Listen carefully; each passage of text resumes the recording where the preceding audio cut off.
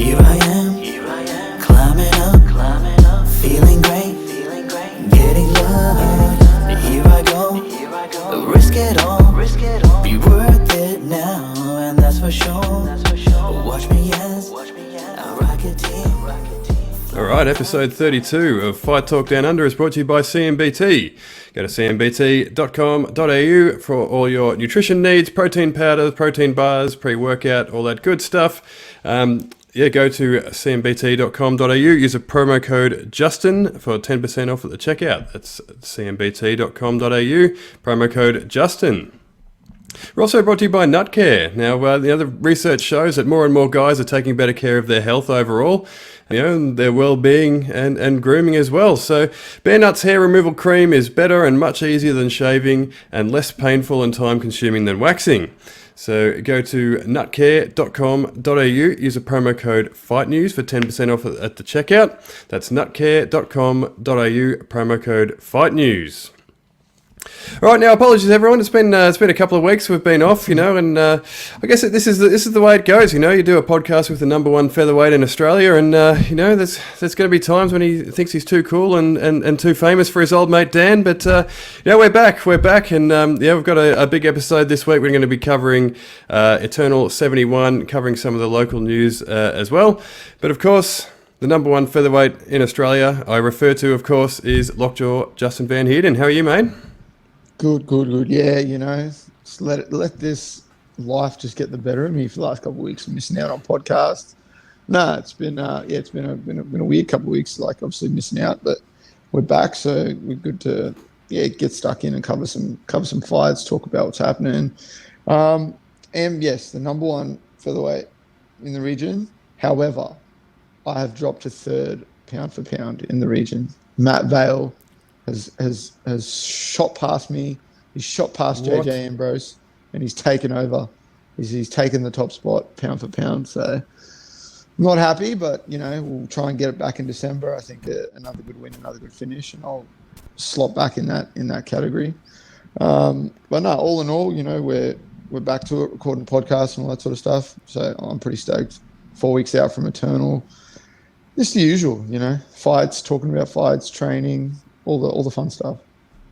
Absolutely, and so we're going to be calling out Matt Vale after of course you pick up the win on December 2nd against Diego Pereira at Eternal 72. Look, I'm going to have to. I think Matt is going to just have to get all his welterweight titles ready, line them all up, put them on the line, and we're just going to have to do it. I think that's just the only answer. We're going to have to figure out who really deserves that pound for pound spot. There you go. The gauntlet's been laid down.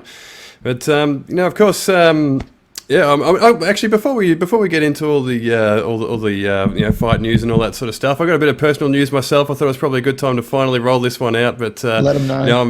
Let them know. It's on my socials anyway. I haven't really put out like an official announcement or anything like that. But I have joined the team at One Championship, so I'm now in MMA full time. So it's a pretty exciting sort of period for me, really. Like I've been kind of like most media members, I've been doing this on the side, and there's not a whole lot of money out there in it, so we do it because we love it, and all the articles I've written, all the podcasts we've done, and all the video and all the stuff that goes on behind the scenes.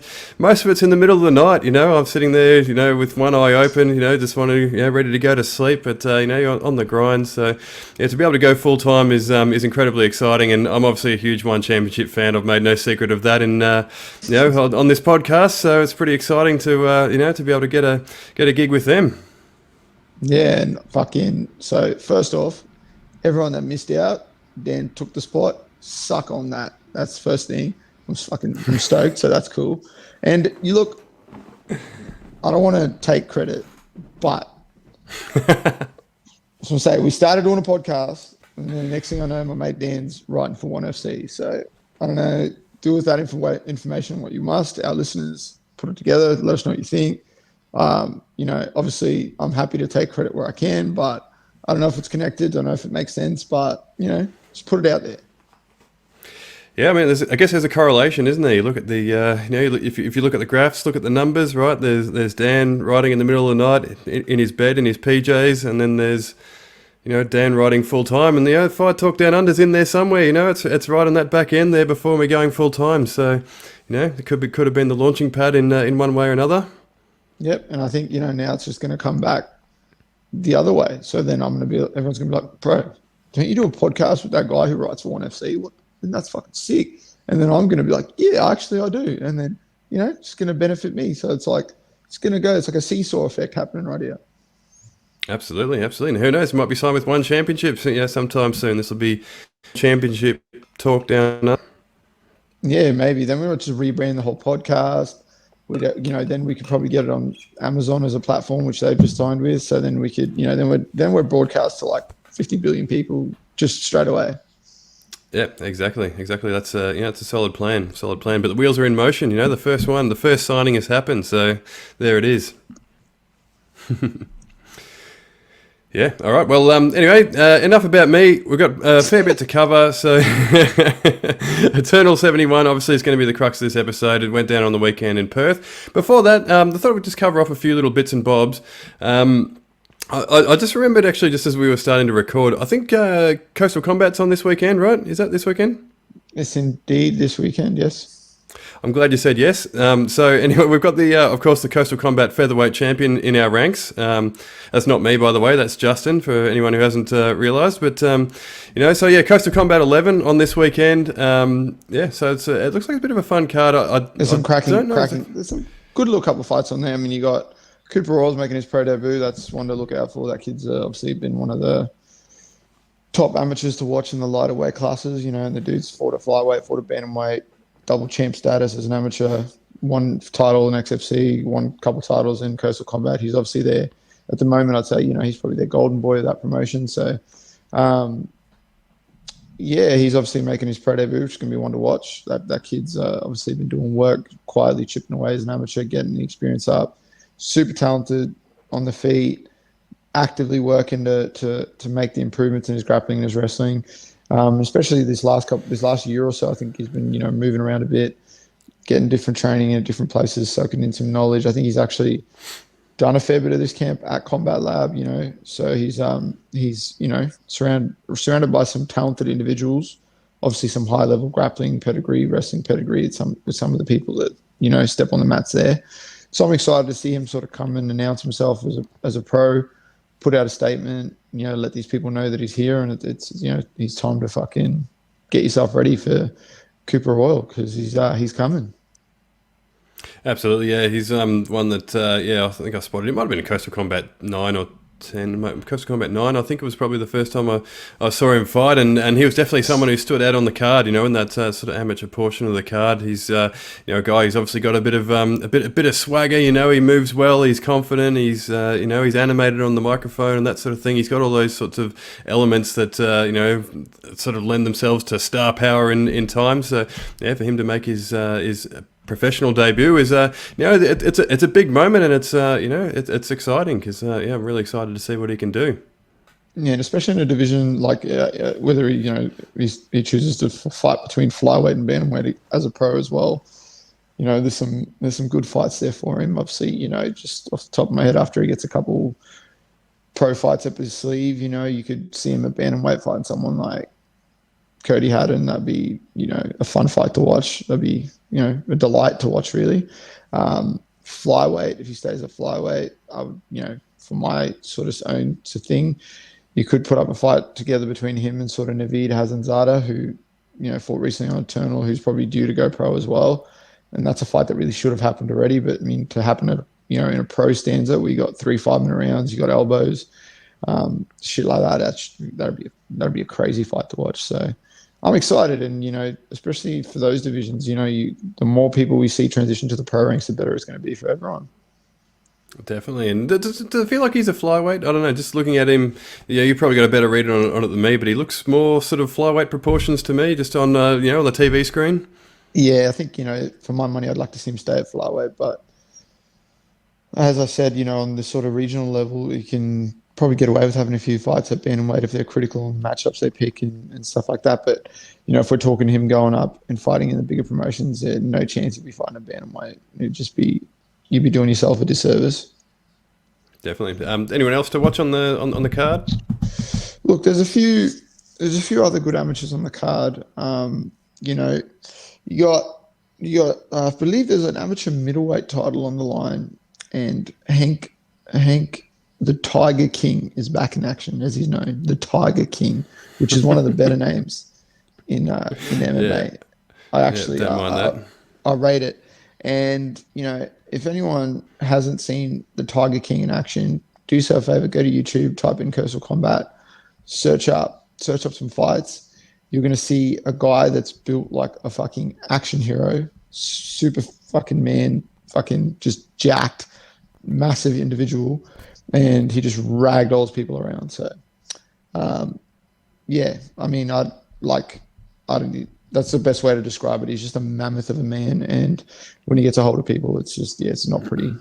It's a giant man that just throws people around, just beats the shit out of him. So that's always good to watch. There you go. And you had me at Hank. Really, that's an awesome name. You don't see that around too often these Hank, days. and then the first name Hank. That's such a wild name, and then Tiger King is a fight name. And yeah, as I said, the dude's an absolute monster of a man. And for the ladies out there, Coastal Combat does their yearly sort of annual calendar thing that they do. So I'm sure the man's part of that. So if you want to see him with his kid off, buy yourself a calendar. Yeah, right. Is the featherweight champion going to be in the in the calendar this year? Look, if they want me to be, I will do it. I will make sure that I keep in fight shape. I won't let myself drop off, and I'll gladly sort of do some stuff like that. Yep, stay off the Krispy Kremes after December 2nd. I can't promise anything because I got a couple of weeks there where I could probably get away with eating some stuff like that, and then me, I like to stay busy, so I'll probably get back into some sort of decent shape and stay back and get ready for a fight camp. But there will be some donuts, some chicken, some Korean barbecue, some general barbecue. That'll just everything for a couple of weeks will just be. That is the thing I'm looking forward to the most. I'm gonna have that belt on this shoulder, and I'm gonna have a whiskey in my hand, and I'm gonna be, just slowly sipping on that, soaking in the moment. That's what's gonna happen. And what's going to be the first drink? I don't want you to salivate too much on the on the podcast, but have you thought about what the first little nip's going to be? That's kind of a good question. Dan, I'm going to have a DeWars Scotch whiskey that's been aged for 8 years in a Japanese barrel, and it's a great bottle of whiskey. It's quite delicious. DeWars is a great company. They've been around a minute. They've been making Scotch whiskey for a long time. And I like their whiskey, I like their products. I'm not trying to plug them too much, but DeWars whiskey is going to be probably the go-to for the first drink. And if DeWars whiskey want to give me a bottle to crack right after my fight, they know where to find us. There you go. Yeah, we might have to cut this out and put it on the socials there just to see see if anyone's see if it catches their ears. Yeah, if we can get some bites, and then they might look after us with some whiskey. Yeah, there you go. There you go. DeWars, if you're watching, we're here. Anyway, so we got a bit off track there, but also this weekend in fight news, there's Mark Hunt versus Sonny Bill Williams on this weekend. I don't know if you're across that one, but look, I know that that's happening. I'm aware of who they both are, obviously, but am I going to watch it? Yes. Do I think I should watch it? No. Do I think it should be happening? No. Do I think that Mark Hunt's going to come out and do what he's supposed to do? No.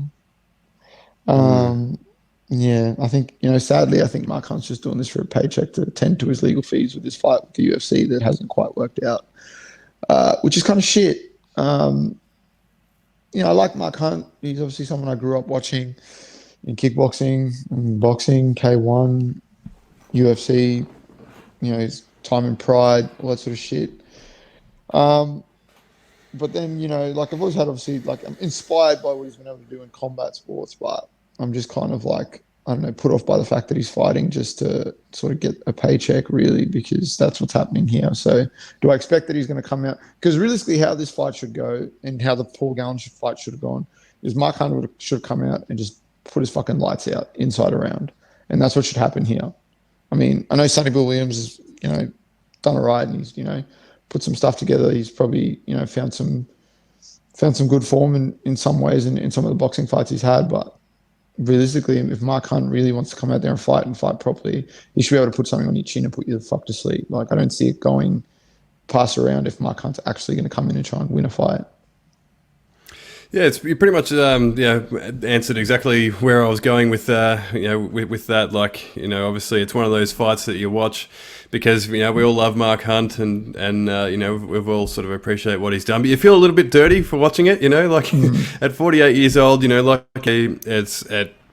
it's likely for a paycheck, right? I don't know that at 48 he's still going to have the fire in the belly, and we don't even know if he's going to be able to pull the trigger still, At 48 years old, a guy like him who's had a lot of wars, I don't know. It gets hard, for even younger fighters than that to sort of be able to pull the trigger and sort of throw the bombs that they used to throw. But obviously, the power's the last thing that leaves. So you'd think he should be able to put it on someone, but like you say, I just don't think that the will is really there anymore. No, I don't think it is. And I think, I'd love to be able to tune in, watch that, and see Mark Hunt just come out and just spark Sonny Bill Williams and just walk away and be like, okay, well, that's it. That's a wrap. But yeah, I just don't think that that's going to happen. I think he's just going to put on a bit of a show, couple punches, maybe land a couple punches, and then, eventually just throw it in, I think, and then, get paid, get out. Exactly. And how much longer do you think, at that age, how much longer do you think he gets passed around? Like, obviously, someone like him, there's, he's done Paul Gallen, now he's doing Sonny Bill Williams. It's kind of like this little tour that fighters go on these days against these sort of, crossover fighters. So, how much longer can he sort of command these? Presumably he's getting paid well to take these fights, but how many more of those fights has he got left if he sort of keeps putting in subpar performances? I guess as long as he decides to continue this legal battle that he's got going on against UFC, which is well and truly in his right to be upset about and to be pursuing in that. Like, what they did to him was pretty shit with the Brock Lesnar fight and everything like that. Like, completely agree. But at some point, it's not fair and it shouldn't be like this. But at some point, it's like a case of big bank takes little bank, and they got more money, they got more capital, they got better lawyers, they got better situations. So it's like at some point you just got to pack it in, man. Like, really, like, you're doing yourself a detriment. And the way I look at it is, he obviously made a decent amount of money when he was fighting in the UFC and fighting before that, and he's obviously he would have set himself up quite nicely. But if you're having to take fights against people like Paul Gallen, Sonny Bill Williams, obviously you've burnt through all of that money that you've earned. So, it's at what point do you just go, fuck, man, I'm just going to, whatever, I don't need to do this. Yeah, exactly. But it's kind of been a bit of a drawn out battle, hasn't it? So it kind of gets to the point where he's kind of committed, he's come this far, the legal battle has dragged on for this long. He's obviously, like you say, burnt a lot of money doing it. So yeah, it's kind of like, I don't know, you just got to know when to pack it in, because like the UFC, they've been putting out spot fires like this for years, They've just, these lawsuits come around from time to time, and they sort of seem to go away. So yeah, maybe it's time to call it in. Yeah, because it's obviously the last thing we want to see is Mark Hunt still fighting right now. Like, it's Father Time's come and gone already, and it's kind of time to just leave it alone. Yeah, speaking of Father Time, actually, we saw a fight yesterday in which another UFC legend took on Father Time, and sort of seemed to have lost. Also took on Jake Paul. Obviously we're talking about Silva. He's lost a unanimous decision to Jake Paul, which was probably a surprise for most, including myself. I thought, and pretty good. He beat Tito Ortiz, which is. It is what it is at this point in Tito's career in the boxing ring, but he had a good win against Julio Cesar Chavez, who obviously has had a disappointing career of his own, but that's like a real boxer who Anderson Silva's beaten. So, I would have thought he would have gotten it done against Jake Paul, but Jake Paul just keeps on finding a way, doesn't he? So I don't know. What did you make of it? I was actually pleasantly surprised by that fight. Obviously, at the start, you know, Anderson come out and did what Anderson does. You know, he was dancing around, he was slipping punches, he was countering, he was just kind of like doing his thing. And I was like looking at that going, okay. And then it sort of carried on, and I was like, oh, at any moment, I'm just like, wait, Anderson's just going to go, he's just going to stop fucking around and he's just going to pull the trigger and he's going to put him out. And I was like, this is going to be a wrap. And then as it started going, and then it just became more and more entertaining, and you know, they were trading shots, taking shots. And then obviously, yeah, we saw Jake kind of find an opening in the 8th round and drop Anderson, and then, you know, go on to win the fight. And you know, obviously his toughest for Jake, it was clear, it was obviously his toughest fight yet that he's had in his short boxing career. But in saying that, you know, I think he did. You know, he did. It's a good thing to sort of just go out there. Even at the age that Anderson is, you're still fighting fucking Anderson Silva. Like, you know, there's a lot of people that would have been in that same position, whether they were young and athletic or not, you know, whatever the case might be, that would have just got sparked out. So, you know, props to Jake to sort of hang in there and kind of find his feet and do what he has to do. And, you know, it's kind of one of those, looking at that fight, it kind of just makes me think like, and I saw a few people saying this, I don't think Jake Paul's ever going to be a world champion in boxing unless it's like a situation where someone's like paid to throw it in and, you know, some dodginess happens and a lot of money gets thrown around. But in terms of just straight boxing against world champion level boxers, I don't think he becomes a world champion. But I do think that he has the tools and the ability to beat some legitimate pro boxers. I think he'll be able to get some wins over some pro boxers. He'll for sure get beat by some pro boxers. You know, he's talking about fighting Canelo. I don't care how fucking Canelo's look lately. If he steps in there with Canelo Alvarez, the cunt's going to get knocked the fuck out. I promise you that now. Canelo's, yeah, that's a whole different ball game. It's like, I don't know, people forget someone who gets to that level, when even if they drop off a little bit, they're still an uncommon man among uncommon men. And if they drop off, they're the best of the best. If they drop off, they're still better than most of the other people that compete in the sport. You know, I sort of like use Cristiano Ronaldo as an example now. He's obviously dropped off a lot recently. He used to be the best player in the world, arguably, but for my money, yeah, the best player in the world. Now he's kind of dropped off, but he's still one of the best players in the world. So for Jake Paul to think that he's going to go on there and compete against someone like Canelo Alvarez is just ridiculous.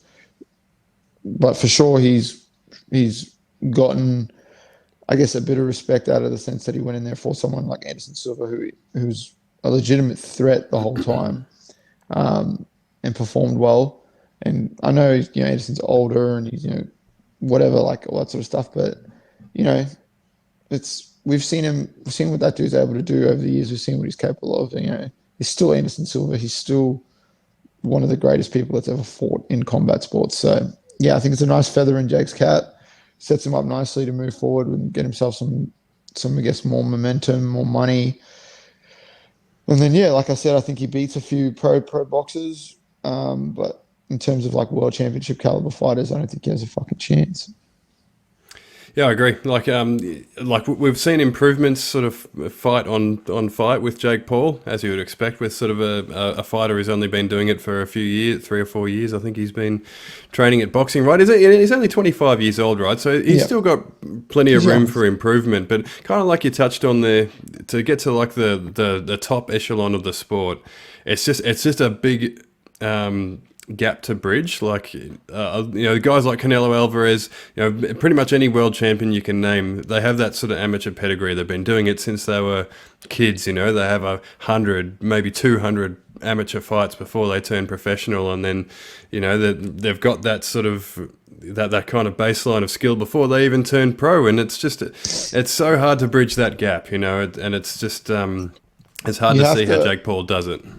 You have to have some sort of, to be able to think that you're going to start it at a later point and then get to that world championship sort of status and that level. You have to, I don't know, you have to have some sort of standout attribute. You know, a lot of people want to reference sort of like, look at Deontay Wilder. He was boxing for 3 years and then he won a bronze medal in the Olympics. But Deontay Wilder has been blessed with that power that you're just born with. You can't train that power. You can't build up to get that power.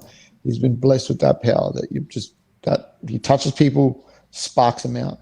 So obviously his boxing ability was never really something that was people were going, oh man, this guy's like a good boxer. Everyone just knew eventually he's going to touch you and he's going to put you out. More recently, he switched things up. Now his boxing's like he's moving like a boxer. He's working behind the jab, and now that's made that threat of the power even better and even scarier. But in saying that, he has that God-given talent and ability that was just sort of blessed upon him, and that's been able to sort of get him to where he's at and get him to become a world champion in boxing. Jake Paul doesn't really have that. He doesn't have freakish, like obviously he knocked out Tyron Woodley and a basketball player and Ben Askren. But like in terms of, it's not like some freakish standout power, and he doesn't have like freakish standout speed. Like he's not in there. He doesn't have crazy footwork. Like he's not moving like Lomachenko. Like, he's obviously training hard. He's taking this seriously. He's obviously looks like he's committed to boxing, and he's showing those improvements fight to fight, and he's showing some decent ability, boxing ability, mixing things up, going to the body, going to the head, mixing up his tempo, working behind his jab, those sort of things. But he doesn't have that one thing that can kind of separate him, that can fill that gap, the experience gap that like you said is there, between him and these people that fight at this world championship level.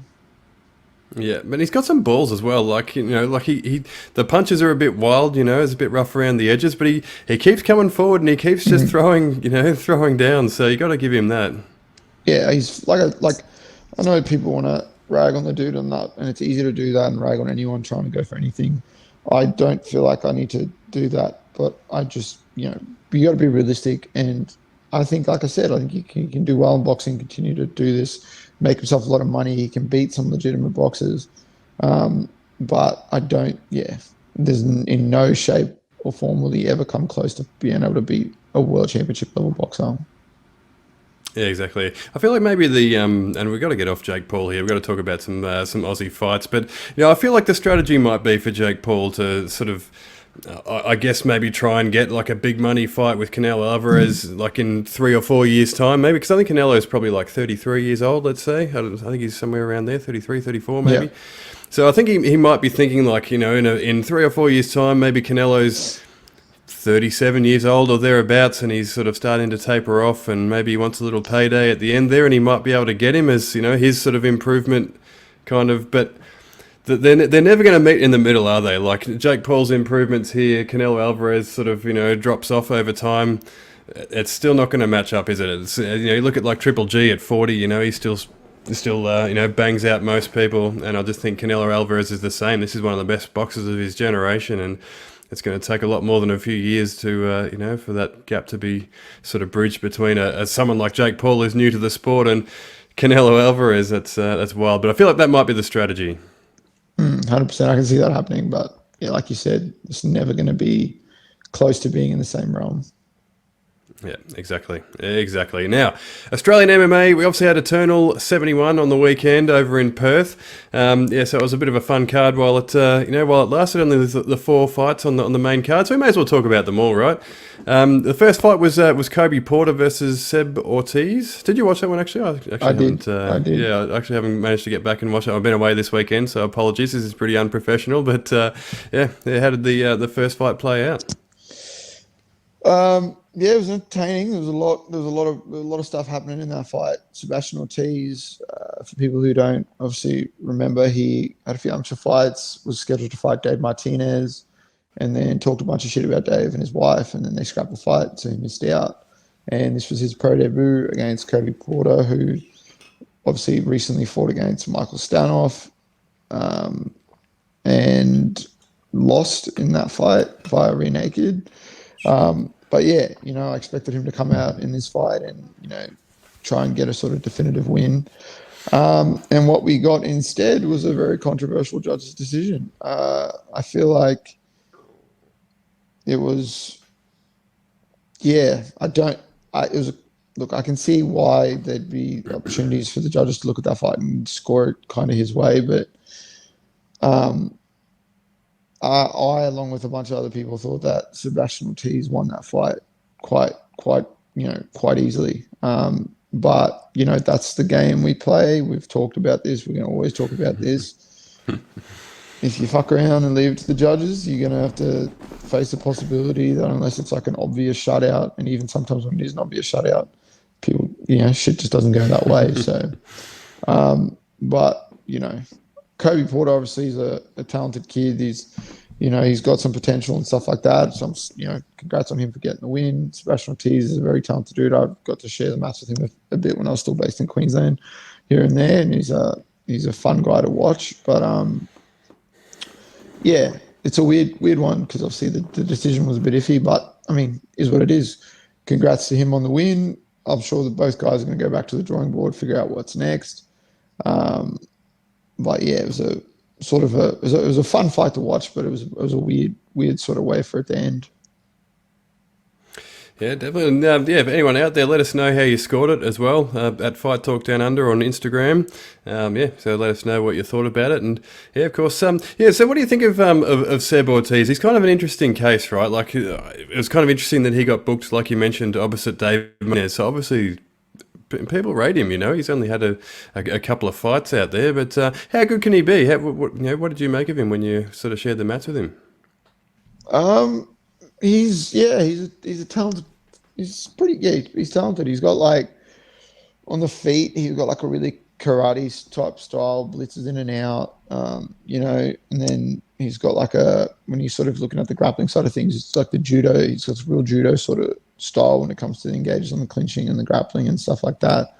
Will get his hips in, and if he gets his hips in, you go for a ride, he's going to throw you. So, yeah, which he did in that fight. Again, he showcased that. He showcased both those skill sets of being able to blitz in and out on the feet, but then once, getting a hold of someone, he's going to try and launch you through the air and drop you on your head, which we kind of saw. He's a talented guy. I mean, he's been training in martial arts and competing in martial arts like for a very long time. But yeah, I guess he's one of those people that's someone to watch, and he's got a pretty bright future in combat sports if he continues with it. And I don't know if I think he's moved now too. I think he's based in Perth actually. I'm not actually sure if he trains at Scrappy or at a different gym or not, but he's obviously, moved across the country for a reason. So yeah, he's obviously made his pro debut now. So it's going to be the journey starts now and see what sort of goes for him. But, my time sharing the mats with him, I sort of saw glimpses of stuff that he's capable of doing. And I was like, oh yeah, this guy might be someone that we need to keep an eye on.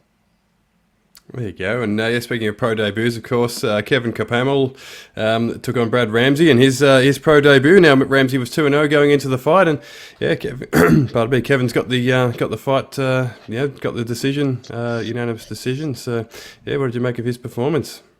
Yeah, it was a fun fight to watch again. I think it was a well matched fight. Those guys went out there and scrapped it out, but obviously Kevin was able to get the win, do his thing. I think he had a bit more success, more frequently as the fight was going on. And, that obviously the judges felt the same way, and they kind of, scored the fight to him, got a decision, got the win. But coming into the fight, he was riding like a 4-fight win streak, 3-fight win streak, had a few finishes. So you kind of expected the same thing to come out of that fight. But, if, not a bad way to start your pro career. You got to win.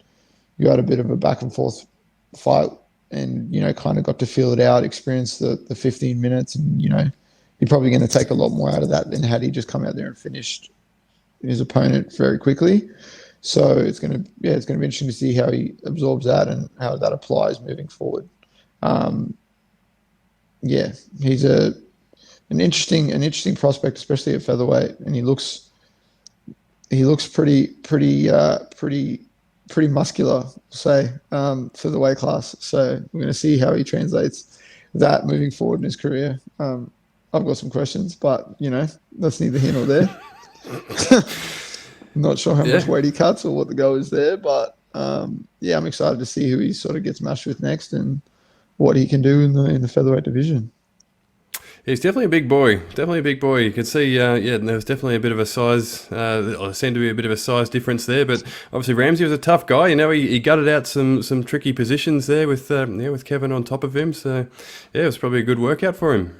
Yeah, no, 100%. So, I mean, and obviously, like we spoke about off air, Eternals, featherweight division and lightweight divisions are fucking stacked and just on fire at the moment. So, plenty of good matchups there for Kevin to sort of work his way towards that featherweight title. Definitely, and in the co-main event, Chris Drummond came back from I think he'd been off for 3 years or somewhere thereabouts, Yeah. and he's beaten Jesse Young, who's obviously a tough veteran, and he's beaten him by TKO in round number 2. So what did you make of Chris Drummond's performance? Fucking hectic, wild, what I expected. Chris is a beast. I've been watching Chris since before I was a pro myself, fight and do stuff. Go out there and just be violent, just beat the fuck out of people. He fought a lot on a Tassie promotion back in the day, Valor, that was set up, run shows quite often in Tassie. He's fought everyone that you can think of and he's had some absolute wars, fucking back and forth barn burners, just blood and guts and pure violence. He's had all the types of sort of experiences you could think of in there. He fought at featherweight back in the day, which is absolutely fucking mental. He fought at featherweight. That's a thing that people might not know about the Albatross. He fought at featherweight. He's fought at lightweight. Obviously fights at welterweight now. Fought guys like David Butt, Adam Cook. I believe he fought Adam Cook. I think they would have for sure. So he's mixed it in there with some quality people. Like I said, fought at featherweight, fought at lightweight. He's done some kickboxing fights. He's, got his own sort of gym in Hobart. He's obviously does a lot of work with Rob Wilkinson, who is, as we know, fighting in the PFL final for $1 million. It was good to see Chris come back. Good to see him get in there and shake the cobwebs off and put on a cracking performance like that. And then, obviously he went on to make a call out and chat a bunch of shit about Caleb Rideout and Lachlan Stitt. So it's going to be interesting to see what sort of happens moving forward. Well, he has a win over Caleb Rideout, doesn't he? I believe so, Did I make yes. that up? Yeah, no, I believe he does. So, it'd be interesting to see what he does if he's staying in that division, if he's going to he's obviously, sounds like he is, and he wants to throw himself out there against some of the top people. So we'll just see. There you go. Yeah, he's had a couple of, just looking down his record here. There you go. Caleb Rideout won by at Urban Fight Night in 2019. He's had a couple of boxing fights in the interim, and I think he said he did some Thai boxing fights as well. So he's kind of been busy while he hasn't been in fighting in MMA. But what do you reckon his potential is? Like, his record's 4-4. Like you say, he's had some blood and guts wars. He's fought some high level guys. Do you think that there's still sort of, I guess you can come back from a 4-4, like a 3-4 record that he sort of took into this fight. He would have had a 2-4 record going into the Rideout fight there. So, has he got? If he goes on a run here, is there still time to sort of make it to the big time, or is there that sort of potential? Yeah, I think so. I think especially if you think that you've settled into this weight class, and you like we've seen with Wilkinson too. He moved up to light heavyweight, and at first everyone was kind of like, "Whoa, what the fuck's going to happen here?" But he's obviously settled right in, and he's put these performances together. And Chris looked amazing in this fight. Looked like he was fast, looked like he was moving well, looked like he was explosive. Obviously packs a lot of power, the striking ability is through the roof. For sure he's got potential to make a run at this and do some big things. And, he's in a weight class where, there's not an overly big stacked talent bracket. So if he goes on a bit of a run, it kind of sets himself up nicely. And, with his teammate and longtime friend, Rob Wilkinson, already fighting in the PFL and potentially he's definitely going to be the person that takes it out and wins that belt, wins that $1 million. Chris just needs to get a few fights up his sleeve, and he could be seeing himself slot into the PFL welterweight division and be doing the same thing. That's true. The connection's there, and like you say, the pathway in at welterweight isn't as convoluted as it might be at featherweight or or lightweight. So yeah, we'll see how he goes. But also we saw a post-fight Jesse Armstrong left his gloves in the ring and announced his retirement. So what do you make of Jesse's career and the retirement announcement? Yeah, obviously did not see that coming.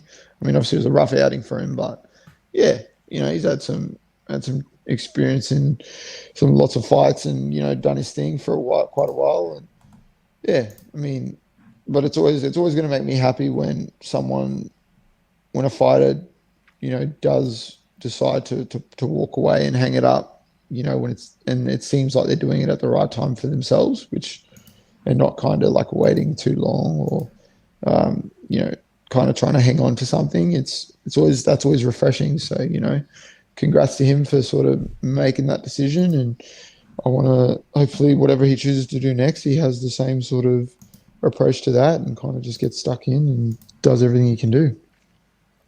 Yeah, it definitely seemed like it was planned, doesn't it? I think he's 35 years old now, Jesse. So, that was his second loss in a row. So maybe he just kind of felt like, if he didn't win this one, then it's kind of a long road back at that at that stage of your life. Or maybe this was planned. Maybe he was just like, win, lose or draw. This is the last one. I'm done. But well done to Jesse Armstrong and sort of going out at what seems like a good time for a fighter to go out. Yeah, 100%, and that I'm always going to be a fan of that. So yeah, whether he planned to, regardless of the result or whatever the case is, I'm stoked that it seems like he made a decision that he's done it at the time that seems right for him. Definitely, and of course the main event was one that you obviously would have had a reasonably close eye on. There was for the Eternal Bantamweight title between your former opponent Rod Costa and obviously Sean Etchell as well. So Rod's taken out the win by round 2, I think, rear naked choke. So He's now the Eternal Bantamweight champion, and he's got a little eye on the currently vacant Eternal Featherweight Championship. So what do you make of Rod Costa's win over Sean Etchell? Yeah, I was excited for this fight. Obviously, two guys who like to get in there and fight. Two guys who don't shy away from fights, like some of these other fucking rats in this game that are just doing it for social media, or whatever the fuck the case is, or picking and choosing their fights, padding their records, avoiding fights, and then coming on social media claiming that no one wants to fight them. Or jumping on other promotions and then fighting like spastics who have no business being in there with them, and then wanting to claim that they're like the top person in their weight class and yada yada yada. So it's cool when you see guys that like to fight, that show up and fight and don't shy away from anything, get in there and fight. And the fight, for as long as it lasted, was a wild one. It was a good cracking scrap between them two. The first round, obviously, we saw Etchell do some good work on the feet. Eventually, Rod changed levels, was able to sort of tie up Etchell, entangle his leg a bit. He put, Etchell in a very compromising position where his knee looked like it was going to blow out at any fucking moment. I'm not a squeamish person, but even I was watching that last part of that round, going, "Oh fuck, please, just stop the round so we can see, or just get it out of there." I was like, get this off. Etchell's leg sort of seemed to give out at the end of the round as well. As he was walking back to his stool, just see him have a little stumble there. And I heard him, because my lip reading skills are pretty fucking good, so I know he said to his corner, because they asked him about his leg, and he said no. He said fuck it, it's fine, I'll deal with it. And then come out round 2 and put the foot on the accelerator pedal and just started throwing some fucking bombs, which is what we expect from Sean Etchell.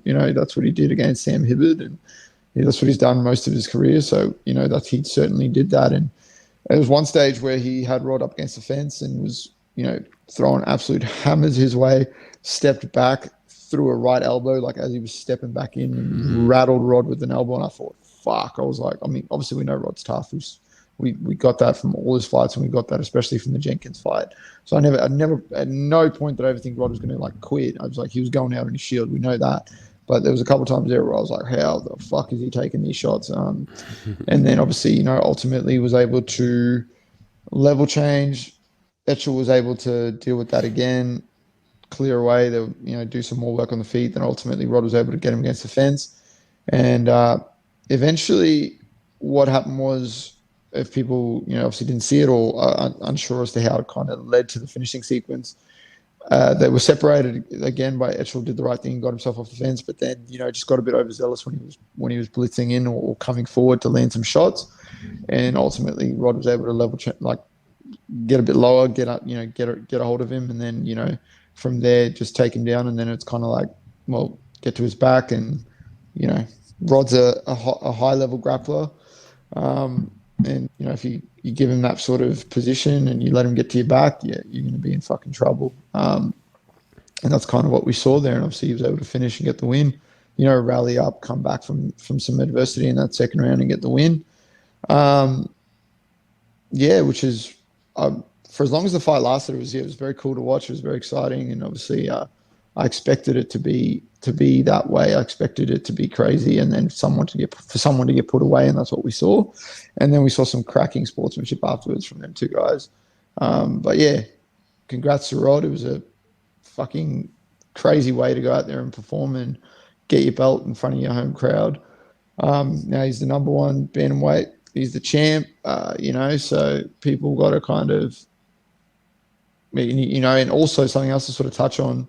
Rod Costa weighed in at bantamweight, so people can't say that he's not a bantamweight, wasn't fighting as a bantamweight, whatever the fuck. Like, the dude weighed in at bantamweight, he showed up, got through some adversity, won the belt. The dude's the champ, and everyone else in that weight class is chasing him now. So, congrats to him. Obviously, he's a former opponent of mine. Obviously, as he said, he's watching what's going to happen with the fight in December with myself and Diego fighting for the vacant title. I got a lot of respect for Rod as a competitor, and he's outside. He's obviously a dude that comes in there, tries to win, tries to put people away, and he's a fighter's fighter. He kind of just shows up and fights. It doesn't matter the notice, doesn't matter the weight, doesn't matter who it is. So I respect that a lot. I got a lot of respect for the dude. I like watching him fight. So it was cool to see him get the win and get the belt. And if that's the way it goes, after I go out there and do what I need to do and take care of business in December, if things line up, or it's a case of me stepping in there with Rod Costa again in February, and him going for a second title and me defending the featherweight title, whatever the case is, I'll be down for that. I let him know that I'm always down, and I know he's always down. So we'll see what happens. That don't have to be the world's easiest fight to put together, right? Yourself and Rod are probably the two people that just answer the phone and just answer yes to whatever Cam and Ben throw your way, really, for the most part. So yeah, that'd be a pretty easy one to put together, I would have thought. Oh, 100%, man. You heard what Cam said. We're a promoter's dream, old Rod and I. We just show up and do our fucking jobs, and like I said, I've always kind of had that approach, that mentality, and I know he for sure does. It's like, show up, fight, doesn't matter. You want to fight the best people, and you just want to show up and fight and perform. It doesn't matter who it is, doesn't matter what the notice is, and that's kind of how it should be. And obviously, since coming to freestyle, I've adopted Volk's approach and mentality of like, you want to fight, earn your thing, make yourself undeniable, and that's how you do that. You show up and fucking fight, stay busy, and do what you need to do.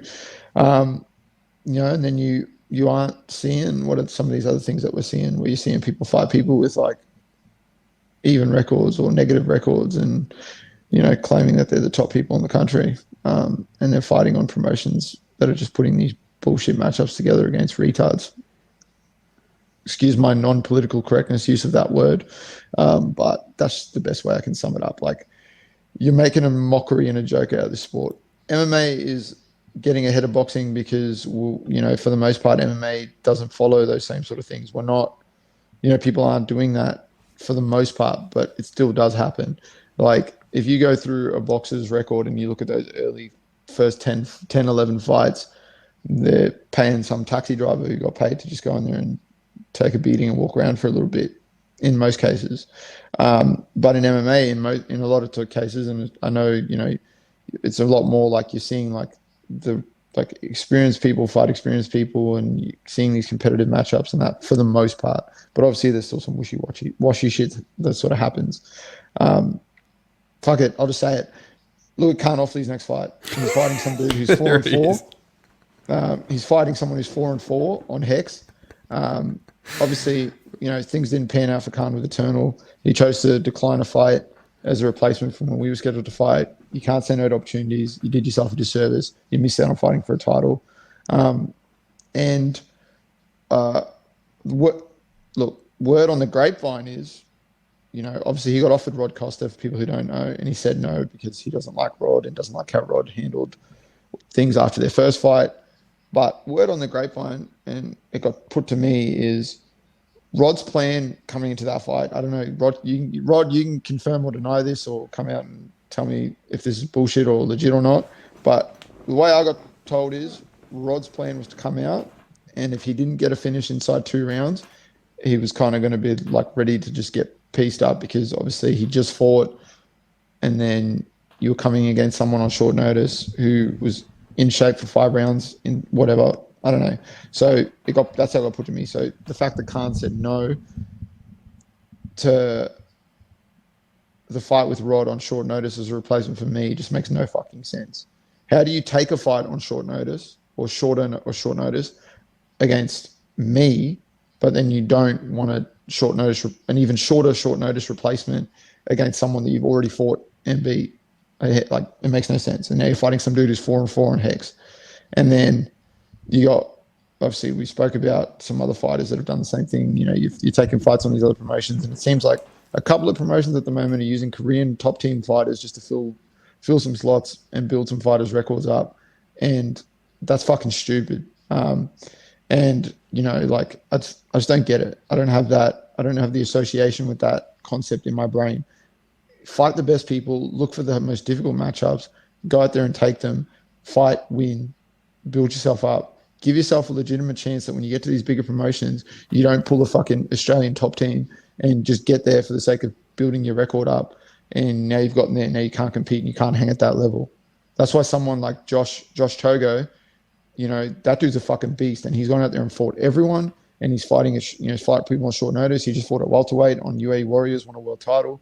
That dude's out here doing it. He's actually doing it. So he's someone that I know when he gets to that top level, that world level, when he gets his shot, when he gets his chance, he's going to be able to compete and he's going to be able to perform, because the guy does the fucking work. He trains hard and he fights the best people and he doesn't shy away from anything.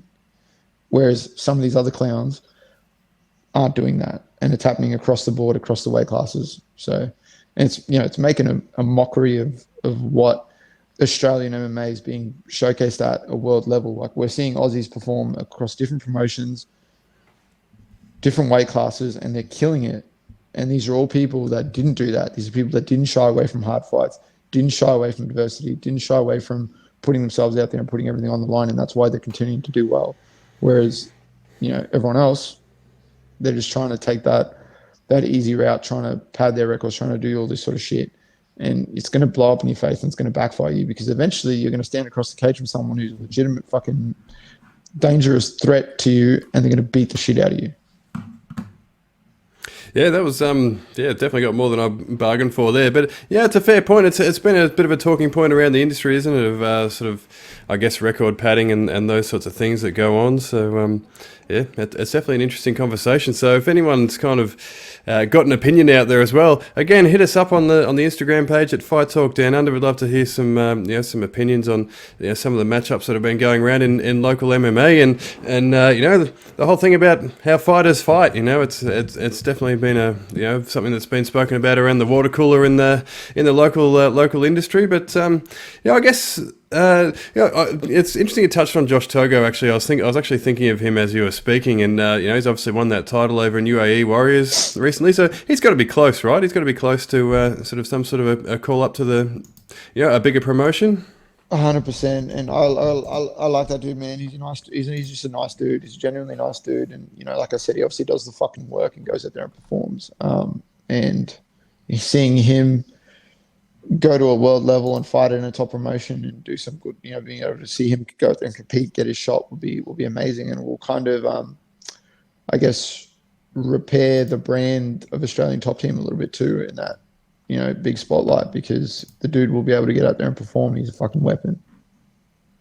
Yeah, definitely. Looks like the opponent's record was 13-1 as well. So he's fought a guy who and he was the guy was a big dude. Josh didn't cut any weight. I don't know if people saw, like, he didn't, he just walked in and weighed in and fought. And the dude that he fought was a monster. The dude was massive. Yeah, he looks it. He looks it, and Josh is 12-4 now, so it's built up a solid record. He's got a bit of a win streak there as well, so it'll be interesting to see where he goes. But also, Sean Etchell was one that I wanted to discuss as well. Where does this leave him? Obviously, that we're sort of circling back to Eternal. He's obviously suffered the loss to Rod Costa in the main event there. He obviously fought on road to UFC recently. He lost to the young Japanese fella there by rear naked choke as well. So that leaves him now a 7-4 record. He's had a little sort of crack at the big time, which didn't come off. Now he's come back to the local scene. He's obviously fought one of the best guys on the local scene, and he's lost. So 29 years old. He's coming into his prime. Where's Sean Etchell at the moment? I think Sean Etchell needs to jump back in as soon as he can and fight one of these other people who's kind of like on a bit of a run. Or, and the bantamweight, obviously we've seen the same thing. People just are just avoiding fights, et cetera, et cetera. So for my money, I want to see Sean Etchell fight Cody Haddon. Because I know Cody Haddon wouldn't take a fight with Rod Costa, even if it was offered, even though him and his brother are saying that on social media. Because it got offered against Sean Etchell and he said no, because you didn't want to be tied into being an exclusive to Eternal, because that's just how it is. Like, I get it, whatever. You want to be able to fight on multiple promotions because you're trying to rack up as much experience as you can. But at the same time, like, it just hurts my brain. Like, why wouldn't you want to fight for that and then have all those eyes on you? You defend the belt 1 or 2 times, put on some cracking performances, which you are capable of because you're obviously a talented fighter, and then you go out there and cement yourself. So for my money, I want to see Sean Etchell fight someone like Cody Haddon next. And then, because it's a good fight for anyone really, for both guys, because if Cody beats him, you just beat a dude who just fought to reclaim the belt that he's held before, and he's a 2-division champion. He's fought like some top level people, but for Etchell too, at the same time, you beat someone like Cody who's on a run. It puts you back in the mix, and maybe another win or two, or a win after that, and then you're fighting for the belt again, or kind of cements you sort of in that spot a little bit. You're staying right into being relevant again. My money, he's always going to be relevant. It's, the dude, especially in divisions like that, if he's taking fights and willing to put it on the line. Definitely. Does it feel like bantamweight's the right division for Etchell? Because we saw him, he took the road to UFC fight at flyweight, and just sort of seeing the images of him on the scales, it looked like he might have had a bit of a tough time there. Just looking at pictures, anyway. What's your gut feel? What's the right sort of weight class for Sean Etchell? Stay at bantamweight. He looked good. He looked like he was in great shape when he was in there against Rod, and even in the lead up, I was sort of watching him doing some of the conditioning stuff that he was doing, and he looked like he's filled out a little bit. He looked healthy. He looked good. He looked like he didn't have a bad weight cut. He looked like he didn't struggle. He looked really good. And when he was in there, he looked fit, strong, looked like he was moving well, looked muscular. So, didn't look sucked out at all. So I think bantamweight's the go. I think, stay at bantamweight. Definitely don't kill yourself to make flyweight. Definitely don't come up to featherweight. You're too small. And then stay at bantamweight and just do your thing. I like Sean Etchell, man. He's a fucking beast. He's a weapon of a dude. Like, stay at bantamweight. Get yourself right back in the mix. I guess I won't know. Obviously, I don't know how much his knee was affected by that first round, but other than that, he didn't really take much damage. So it's like, you get back in there in February, fight someone. If you can go to Cody Haddon's hometown, or fight him in Perth in front of everyone, and put yourself out there, try and get yourself back in the mix. Yeah, I guess he just needs a bit of a win streak, doesn't he? So he's just got to string them together, and he's never far away. Is he never far away from the title conversation? He's still one of the better fighters, in this part of the world. And also, I want to just see, like I said, I want to see these matchups as a fan. I want to see them get thrown together, because obviously I'm always gonna call shit out as I see it, and that's just going to be a thing. It's not going to change. But at the end of the day, I'm a fan of these people outside of being a competitor in the sport. I'm a fan of watching top level people and talented mixed martial artists getting in there and fighting. So it might come across like I'm ragging on some of these people, but I want to see you fight to your potential, and I want to see you tested against someone else who's a talented fighter. That's what I want to see as a fan. I want to see that. So obviously, I know I'm just ragging on people who comes across in a bit of a harsh way, but at the end of the day, like I'm doing that because I want to see these people do well. I mean, I don't have no tall poppy syndrome. I don't want to see people miss out. I want to see people get the opportunities. I want to see everyone kill it. I want to see them do well, regardless if they're in my weight class or they're not, or the potential opponents or not. I want to see people rise up and do what they want to do. But the only way that's going to happen is if you go out there and you fight the best people and give yourself the best opportunity. I mean, that's just, at the end of the day, that's what it's come down to. So even someone like Khan Offley, who's fighting absolute bum on Hex, like, come on, man, you're like on a win streak. You're a very talented mixed martial artist. You're someone who can do well and who's showcased what you're capable of in there. Fight someone who's fucking going to give you a real hard test and who's going to elevate your game and then take you to that next level. Exactly, and a rising tide lifts all ships, doesn't it? If everyone's doing the right things, everyone's getting stronger, everyone's getting better, performing at the at the top levels of the sport, then it's good for everyone that's involved. Exactly. So that's what we want. We want to see the game rise up. We want to see everyone do well and kill it. I don't like even the people I fought, the people I'm potentially still going to fight at a regional level and then eventually at a world level. I don't wish anyone no ill will or anything. I want to see people continue to just kill it. At the end of the day, we're all fucking out here competing. We're all doing our thing for various different reasons and motivations and things. But yeah, that's it. It's just I want to see the best fights get put together with the best people. That's what separates MMA from everything else. Exactly, that's what we all want to see, isn't it? Now we're up to an hour here, but we'll reel off a quick fan question here. We spent too much time on talking about Jake Paul. I think that's probably what's eating up too much of the hour. But we'll reel off a quick fan question. We've got one we've had up our sleeves for a little while. It's from Dion Clark. So thank you, Dion, for listening and for sending through the question. He asks, why don't up and coming Aussie pros move to bigger and better gyms? Yeah, that's a good question. Yeah, I mean, you see that a lot in America, obviously, you see people kind of make the move and put themselves, they obviously start off somewhere, but then they eventually, you see some people make the move to like Extreme Couture, American Top Team, Sanford MMA, or name it, like TriStar, et cetera, et cetera. You see people doing that. And then, joining these bigger teams and having sort of access to more training partners, etc. And yeah, I think that's not really been something that's been adopted or something that's been done a lot here in Australia. I don't think, and I don't really know why. I mean, for the most part, I see obviously a freestyle. You constantly see, like people come through the doors, like we're constantly getting a workaround with people that are from other gyms, etc. And there's those relationships and those foundations there. But and then obviously you're seeing like the link ups between freestyle and city kickboxing, etc. But like I don't know, for the most part, I don't know. I see some of these pros, and I'm like, and then you talk to them, and they're like, man, I'd really love to go and train at so and so, and they just don't do it, and it's like my thing is if you're looking at another gym or another team or another group and you're going, I think I need to be in that room because I think that's going to benefit me the best as a fighter. You need to do it, but you're just not seeing that happen. And and I think for the most part, I think if someone's in a position where they think they need to change and they need to swap teams and they need to change gyms or whatever, move and take that risk and do that thing for themselves, for the most part, it should be, a positive thing. I think even their current team and coaches and training partners should go, fuck yeah, like if you feel like this is the best move for you, go do that. I mean, that's at the end of the day, I think that's what it should be. That should be the mentality. But I just think it's not really a thing that you see much here in Australian MMA.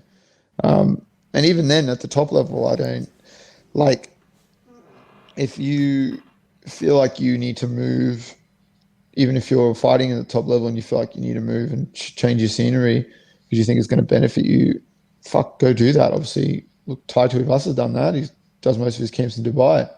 You know, trains over there. Spent a bit of time at AKA. And so obviously, you look at his recent run. Obviously, he lost to Shulgan, but look at the run he's been on. Look at the work he's been doing. So obviously, if you feel like there's some benefits that you can get out of being based somewhere else or joining another team, then fuck, why wouldn't you want to do that? Yeah, I think there's a couple of things at play really when it comes to this. Like, I think one of the things is that the standard of training here in Australia and New Zealand has increased exponentially over the years. You know, we're really sort of catching up with these other gyms over the world. There's obviously, you know, people like yourself move to a gym like Freestyle within Australia, and you see sort of improvements. Obviously, it's a team that a lot of fighters are gravitating to now because, you know, obviously the proof's in the pudding. But a lot of the time, it's I think people want to move overseas to get different looks, spar with international fighters, that sort of thing. That's inherently difficult because we live in the middle of buttfuck Idaho down here. Like, we're in the middle of nowhere, so it costs a lot of money to get over there. And up and coming fighters, they don't have any money, right? They've either got they're either, you know, not making any money from fighting, right? Because there's not a whole lot of money in it, right? When you're coming up, or they've got day jobs, so they can't just go and piss off overseas for for a couple of months and and go and train at Sanford MMA or whatever, or they have to save up their money. So there's logistical challenges, I think, with people for people to sort of go and train in the US or places like that. So I think that might be a part of the issue. I'm not a fighter, so this is just me sort of looking at things on a macro level from the outside, but I feel like that's a part of it, But I know one example that I have heard from is Matt Myers. He was a guy. I don't think his team will really mind me sort of dropping this on the podcast either. He was looking at going over to the US. I forget which gym it was that he was going to go to, and it was something that was in the works for a while. I think COVID sort of scuppered it for a while, which has been another little bit of an issue over the last few years for fighters in this region. But he's decided against doing it because he feels like he gets what he needs here at home. So I think that sort of speaks to the quality of training that's on offer here in Australia. Yeah, I mean, I can see the factors that are playing a part in that decision. Obviously, and obviously I've made them within Australia. I've made a big move to come to freestyle, and obviously it's like you said, like, look at the results that I'm getting, and it's obviously I feel like I said, if in hindsight, being 2020, if I'd have come here when I started my pro career, I'd be in the top 10 in the UFC already right now. I don't see it being any other way. But I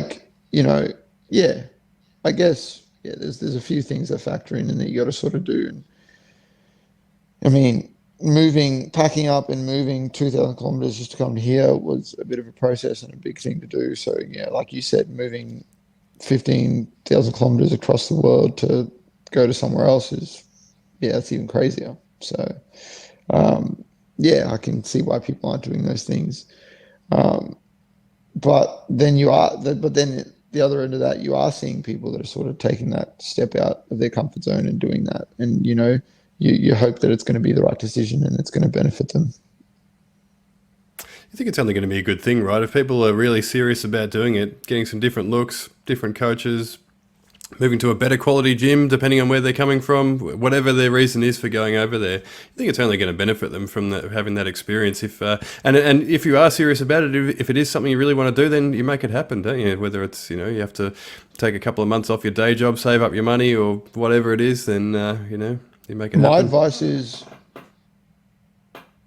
try and set it up that you go to the place that you think you want to be at and have the opportunity to check it out. Don't pack up and just fucking go somewhere and then just do that. Like, it doesn't matter where it is, whether you want to go to America, whether you want to go to Thailand, train somewhere like Bang Tao, Tiger Muay Thai, whatever. Like, you want to go to City Kickboxing, you want to, I don't know, like, go there, try and set it up that you go there, check it out for a couple of days, check out the place where you want to train, check out the surrounding area, check out try and get a feel for the people, the culture, whatever the thing is, and then make that decision for yourself. And have a conversation with the people that are going to be, the coaches and the other people, and that are going to be the people that you're potentially going to share the mats with, and make sure that it seems like it's a good fit, good feel, and it all sort of clicks together. Because obviously you don't want to like just make this decision and then you show up somewhere and you're like, oh, I fucking hate this place, and then you've like made that decision and then you just kind of like you've done yourself a detriment. Yeah, do your due diligence. But and you want to know what? Do you want to know what my advice is? Because obviously we know that people come here for my advice, right? 100%. Is to tune in to episode 33 of Fight Talk Down Under next week. It could be next week. It could be in 3 weeks from now. Who the fuck knows at the moment? But but make sure you tune in. We don't have a set plan for it actually, so the calendar's pretty quiet in terms of fights. So we'll probably recap Coastal Combat and maybe Mark Hunt versus Sonny Bill Williams, or some of the fights that we talked about today. But other than that, we're kind of open to suggestion. We might do a bit of a Q&A. We might get a guest on. I don't know. We'll see how we go. But if anyone's got anything that they would like to see, they would like us to discuss, any questions for us, then make sure you send it through. Of course, we're at Fight Talk Down Under on Instagram. You can get me at Dan Meehan MMA on Twitter, or at Lockjaw MMA on Instagram. Other than that, I haven't really got a whole lot of new stuff go out there. I've written a whole ton of articles for One Championship. They're in on a bunch of different sort of media partners' websites at the moment. So keep your eye out for any sort of One Championship content. It may or may not have been written by me. But other than that, like and subscribe. YouTube, Spotify, Google Podcasts. Podcasts, that is, Podbean, Fight News Australia, and of course iHeartRadio. Lockjaw, what do you want to take us off with? Yeah, no, fucking for sure. Going to try our best to be back for episode 33 next Monday, and get stuck in. But yeah, other than that, obviously, if you're going to be in the Gold Coast December 2nd, get your tickets sorted. It's going to sell out for sure. It's a cracking card. There's some banger fights that have been announced. Obviously, 3 championship fights. It's at Southport Sharks. It's going to be a sellout. So get stuck in so you don't miss out. If you're not going to be there, obviously, make sure your UFC Fight Pass subscription sorted, and get yourself prepared for what's going to be the best card, eternal card that's been put together yet, and be a good way to end the year. Outside of that, I think the same weekend on the Sunday, Wollongong Wars is back, so I'm going to be jumping off the plane on Saturday, coming back and helping out in any way I can with for that, and then obviously on the Sunday we're going to be kicking back, watching some fights. So right here in the sunny, beautiful Gong. I gotta watch it, you never know what might stop you. Here I am, climbing up, feeling great.